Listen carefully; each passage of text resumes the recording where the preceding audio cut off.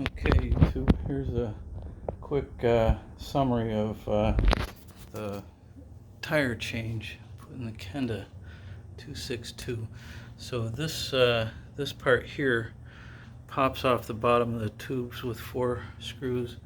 The main thing is those 4 that hold that on. There's a junction right there in the wire that makes that an easy disconnect. The hard part is this part right here. The tire just doesn't have clearance, so unless I could come up with a way to move all the screw positions, these 4 in particular, down,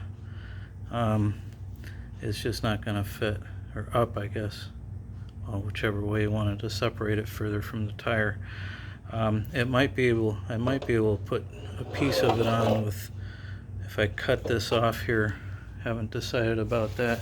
Here's the other side. There's the 4 main bolts that hold the shaft. There's a couple of spacers, silver spacers in there.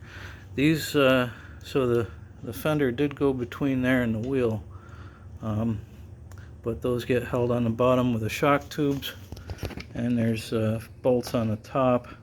This one just kind of dangles and sits in the bucket there, so might be worth putting some duct tape or something to take the chatter out of that. I'm guessing that's where the chatter would come from.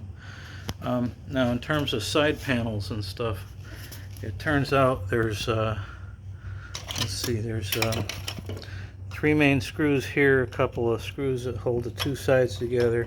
You can see these positions here. There's 4 bolts go in them with the tabs that come in. They slip over the front side into the battery here. So that goes behind there. The screw grommets go behind these holes here, and it slips on from the front and then clips in the back.